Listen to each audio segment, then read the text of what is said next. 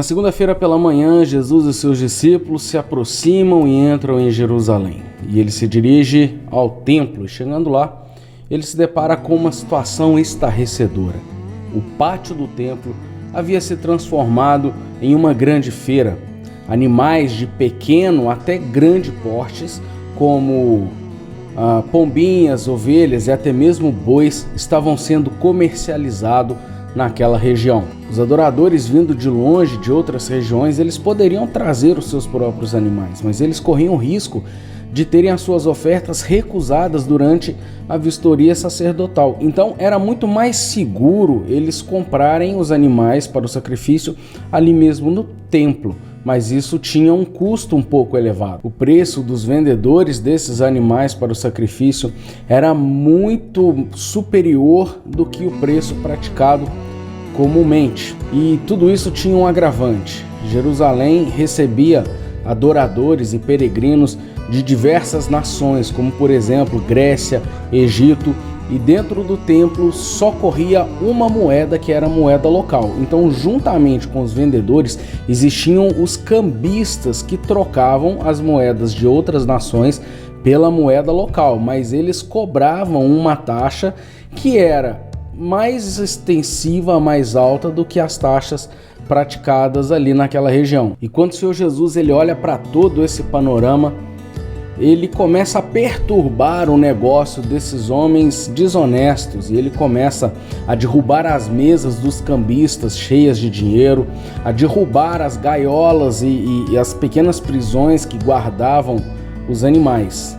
Enquanto ele fazia tudo isso, ele evocava as palavras do profeta Isaías e também do profeta Jeremias, que diz o seguinte: também os levarei ao meu santo monte e os alegrarei na minha casa de oração. Os seus holocaustos e os seus sacrifícios serão aceitos no meu altar, porque a minha casa será chamada casa de oração para todos os povos. Será esta casa, que se chama pelo meu nome, um covil de salteadores aos vossos olhos? Eis que eu mesmo vi isto, diz o Senhor. Bom, nós sabemos que toda ação ela gera uma reação. E diante dessa atitude de Jesus ao expulsar os vendedores e os cambistas do templo, os principais sacerdotes, juntamente com os escribas, começaram a arrazoar num plano para destruírem o Senhor Jesus. Mas eles não pegavam Jesus ali e o matavam ou o levavam para a prisão na frente de todos, porque eles estavam parados, eles estavam amedrontados por conta da revolta da população. Eles precisariam de um álibi para prender e matar o Senhor Jesus. Meus irmãos, dessa segunda-feira nós podemos tirar duas lições. Em primeiro lugar, nós não devemos transformar a nossa fé em um ritual vazio. Meus irmãos, quando Jesus evoca as palavras de Isaías, é justamente isso que ele estava querendo dizer quando profetizou isso há mais ou menos 500 anos atrás. Os vendedores, os cambistas que estavam ali no templo fazendo seus negócios, que não eram ilícitos, mas por conta do abuso dos preços eram imorais, o Senhor Jesus estava condenando, ele estava afirmando que aqueles homens eles tinham uma fé que no fim de tudo se provara uma fé utilitarista, uma fé pragmática. E hoje, meus irmãos, o nosso Deus ele não habita em templos feitos por mãos humanas. Hoje a morada do Espírito Santo é o nosso coração. Eu quero chamar você para que você possa entender a realidade de um fato que acontecia naquela época por conta dos vendedores do templo e que pode estar acontecendo no nosso coração nos dias de hoje. Não permita que a sociedade, que a cultura ou que até mesmo você transforme a sua fé em um apunhado de rituais vazios. Irmãos, quando nós vamos à igreja apenas para cumprir uma agenda social e uma vez ali dentro nós fechamos os nossos olhos, mas não oramos, Nós somos chamados à adoração, mas nós não cantamos. E principalmente quando nós somos desafiados a praticar aquilo que nós ouvimos através da palavra da salvação e nós não praticamos, nós corremos o risco de estarmos abrindo mão da nossa fé e abraçando um apunhado de ritual vazio. No fim das contas, nós estamos tornando a nossa fé ela meio que utilitarista. Por que eu estou dizendo isso para você? Principalmente no contexto que nós vivemos hoje, meus irmãos, é muito mais fácil e é muito mais confortável eu crer em alguém que está governando, que está dominando sobre tudo, alguém que está no controle de tudo, mas isso não significa necessariamente que eu tenha que amá-lo de todo o meu coração, de toda a minha alma e de todo o meu entendimento. E, meus irmãos, Cristo nos chama a desfrutarmos de uma fé que não é um fim em si mesmo, mas é um meio. A fé é um meio pelo qual nós somos salvos. É algo vivo, é algo verdadeiro, é Cristo em nós, amoldando o nosso caráter, moldando a nossa forma de pensamento, transformando a nossa mente, transformando as nossas ações através da palavra proclamada. É Deus habitando em nossos corações. Portanto, não permita que a cultura, que a sociedade, que as adversidades, que nada nem ninguém te ensine que amar a Deus sobre todas as coisas é apenas cumprir com uma liturgia. Cristo, ele nos chama para além da liturgia. Ele nos chama a amarmos ao nosso Deus de toda a nossa alma, de todo o nosso coração e de todo o nosso entendimento. Cristo nos chama a um relacionamento verdadeiro com o Deus vivo. E isso não pode de forma alguma ser experimentado através de um punhado de rituais vazios e muito menos com uma fé utilitarista. Em segundo lugar, meus irmãos, nós não devemos transformar a nossa fé em um meio de enriquecimento. Fé, ela é um meio de graça e não um meio de se obter lucro. A fé que esses homens exerciam ali naquele templo não era uma fé que enriquecia os seus corações, mas enriqueciam os seus bolsos. Eles não se apresentavam mais como servos do Deus vivo, mas como mercadores da fé. E talvez você esteja se perguntando, onde é que eu me encaixo dentro dessa lição? Meus irmãos, nós precisamos nos lembrar que naquela época Deus tinha um CEP. Deus, ele habitava no meio do seu povo, ele tinha uma morada e essa morada era o templo. E Jesus entra dentro do pátio do templo, ele vê que os cambistas e os vendedores haviam transformado aquilo tudo numa grande feira e numa grande plataforma de enriquecimento, e ele começa a condenar, chamando aqueles homens de tocaia, de toca de ladrões, de assaltantes.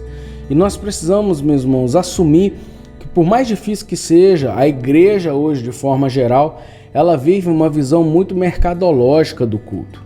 Uma pessoa hoje, ela vai ao supermercado, ela adquire um produto e ela tira proveito daquele produto, e essa mesma fórmula muitas vezes ela é aplicada dentro do culto. As pessoas, elas vão à igreja, elas não oferecem absolutamente nada, mas elas querem tirar o máximo de proveito do que a igreja tem para oferecer. Essas pessoas, elas se dirigem ao templo a fim de serem alimentadas, mas elas não querem ter nenhum tipo de compromisso com a igreja do Senhor. Elas não querem ter nenhum tipo de compromisso no sentido de alimentar, de abençoar enquanto elas são abençoadas. E isso se torna muito nítido quando nós ouvimos a expressão muito popular que diz: eu vou à igreja para assistir o culto. Meus irmãos, só tem uma pessoa que assiste o culto, e essa pessoa está sentada no seu alto e sublime trono. A realidade, meus queridos, é que nós vamos à igreja para cultuar, nós não vamos para assistir o culto. Deus é quem assiste, Deus é o agente passivo do culto, nós somos agentes ativos, nós adoramos, nós prestamos ao Senhor todo o nosso tributo, toda a nossa glória e toda a nossa adoração. E, meus irmãos, é baseado nessa cultura onde nós nos apresentamos diante de Deus para ver o que é que a gente pode lucrar espiritualmente, que eu digo que a igreja como um todo, ela vive uma visão muito mercadológica de culto. E eu te faço uma pergunta para você refletir hoje.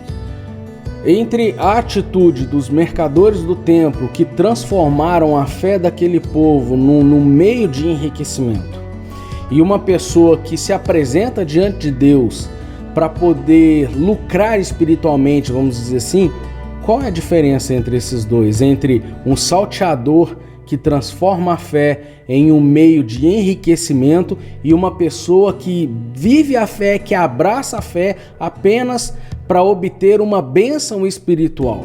E, meus irmãos, nós precisamos atentar para o fato de que o culto solene, o culto de domingo à noite, por exemplo, que nós prestamos a Deus, ele é apenas um reflexo do culto que eu e você prestamos a Deus diariamente. Eu e você, nós fomos criados para a glória de Deus, e isso inclui todos os momentos da nossa vida e não apenas o domingo. O domingo solene é o ajuntamento, o culto solene ele é o ajuntamento do povo da aliança que em família se reúnem para tributar ao autor e consumador da nossa fé todo louvor e toda adoração que lhe é devido.